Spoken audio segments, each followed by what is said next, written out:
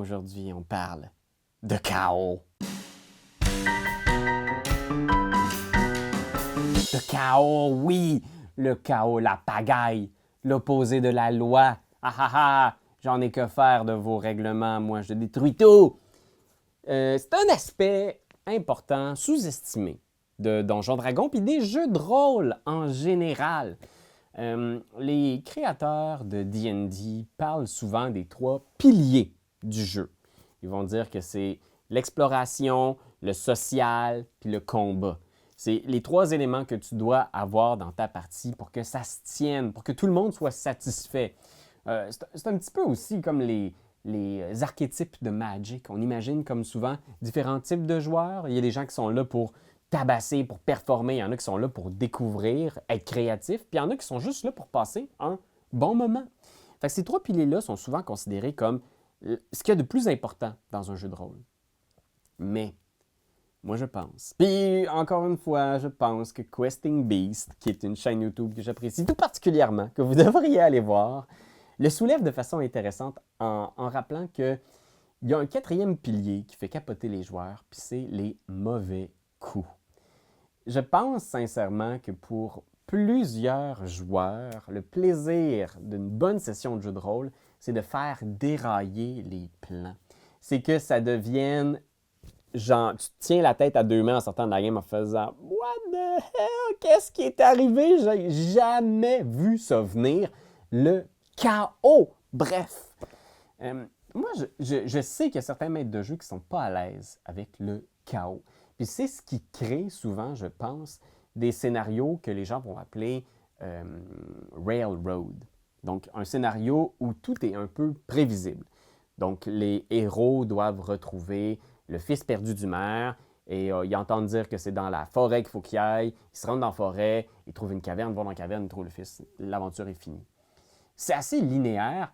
Et aujourd'hui, je vais essayer de vous donner 5 trucs pour vous permettre d'embrasser le chaos, de donner un potentiel chaotique à votre partie. Le but ici, c'est pas de vous donner plus de job, c'est pas de blesser ou de vexer personne autour de la table, que ce soit le maître du jeu ou les joueurs.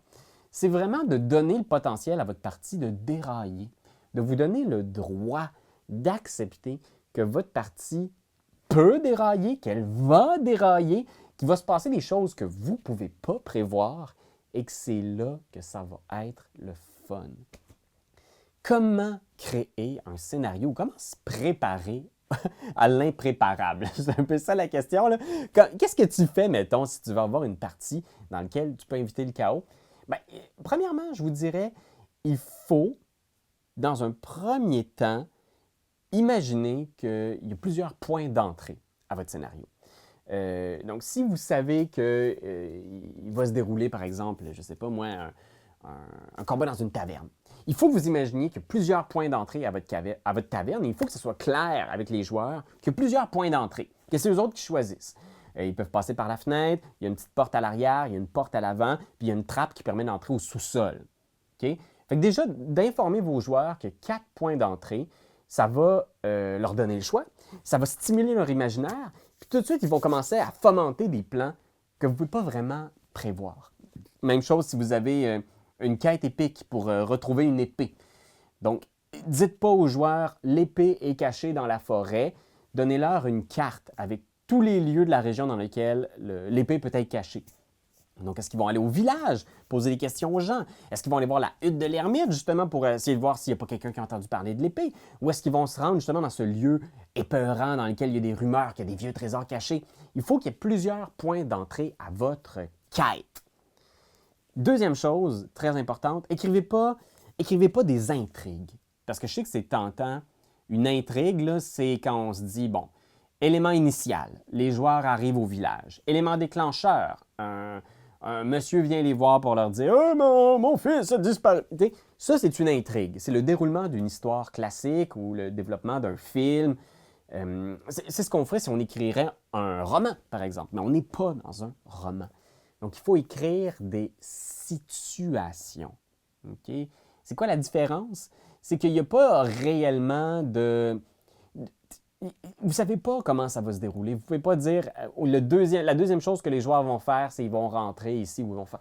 Vous devez écrire une situation qui est intense, dans laquelle il y a du danger, il y a une urgence, OK? Par exemple, l'auberge est en feu. Vous entendez d'un côté des gobelins qui entrent, qui font éruption avec des torches et des haches, et de l'autre, vous entendez l'aubergiste qui hurle dans sa cuisine. Et en haut, vous entendez quelqu'un qui fait « Aidez-moi, ma fille! » Qu'il y ait des choix à faire dans cette situation-là, c'est parfait, mais les joueurs pourraient très bien choisir de fuir, de s'en aller, d'ignorer la situation. Alors, il ne faut pas que ce soit primordial à votre préparation. Il ne faut pas qu'il y ait des points obligés par lesquels les joueurs doivent passer. Vous devez imaginer qu'il y a plusieurs façons de résoudre le projet. Troisième point, d'ailleurs, c'est peu importe la situation que vous avez, posez-vous la question vous-même, si vous étiez un joueur dans cette situation-là, qu'est-ce que vous pourriez faire? Le but ici avec cet exercice-là, c'est d'essayer de déterminer s'il y a une seule et unique possibilité dans votre situation. Fait que si vous, je ne sais pas, vous imaginez, OK, bon, ma situation, c'est les joueurs sortent de la taverne et il y a un tueur, ogre-mage, qui arrive en faisant comme « Oh, je vais t'engager pour vous tuer ». Est-ce que la seule résolution pour les joueurs, c'est de se battre avec lui, finalement? Si c'est le cas, votre situation, elle n'est pas assez ouverte, elle n'invite pas assez le chaos.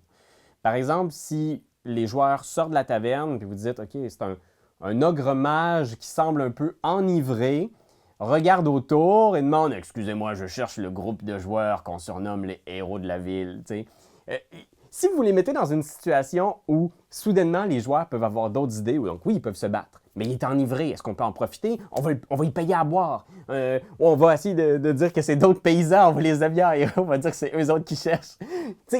Ouvrez votre esprit à une situation originale, qui n'est pas stéréotypée, dans laquelle on peut faire toutes sortes de choses.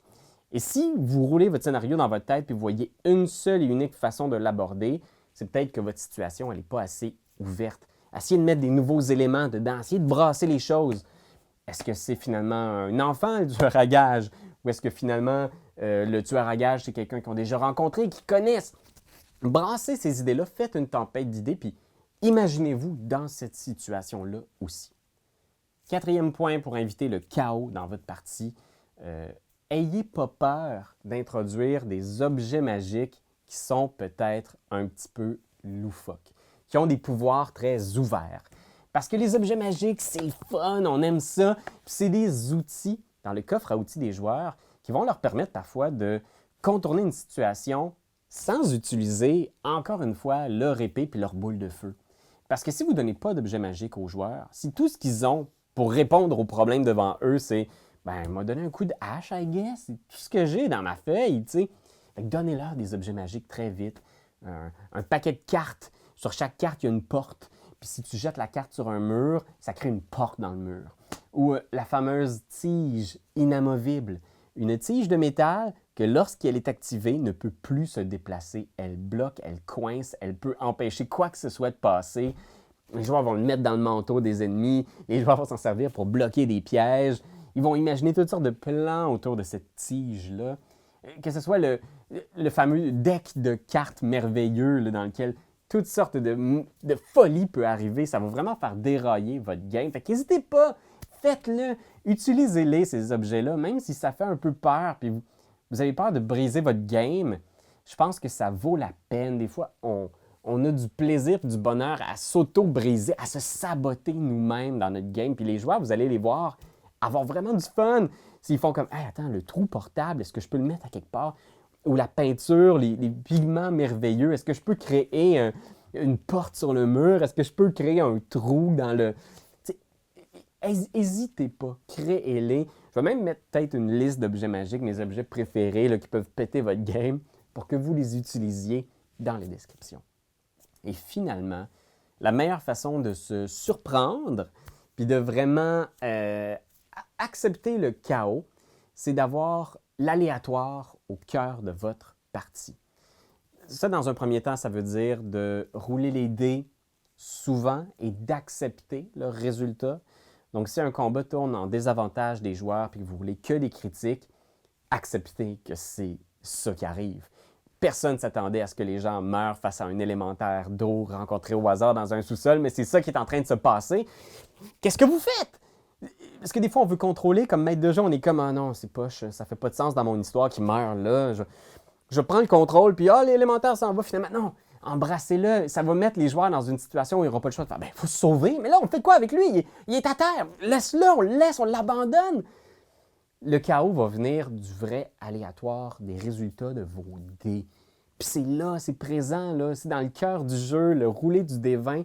C'est ça, Donjon Dragon. Fait que n'hésitez pas à écouter vos dés. Et vous pouvez aussi, bien sûr, ajouter des choses, des tables aléatoires.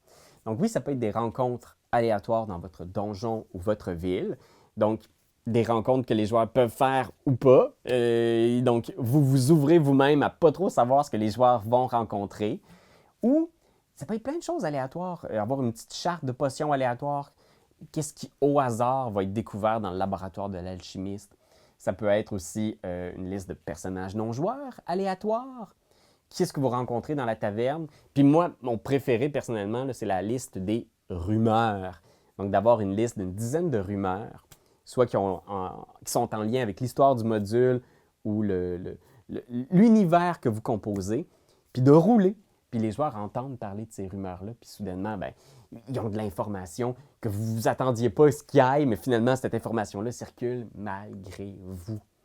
Donc oui, embrassez le hasard, embrassez le chaos, puis vous allez être surpris que les moments les plus forts que vous allez vivre en jouant ce jeu-là, c'est souvent des moments imprévisibles. Puis on ne peut pas savoir quand ces moments-là vont surgir, mais quand on le vit, puis qu'on sort d'une session où c'est comme « jamais j'aurais pu prévoir ça », ben on réalise c'est quoi pour vrai le jeu de rôle. Fait que voilà, j'espère que vous allez avoir du plaisir, beaucoup de chaos, puis pétez pas trop à game de votre maître de jeu, il travaille fort. Joke, faites-le. Faites-le. Faites comme Ben Desian.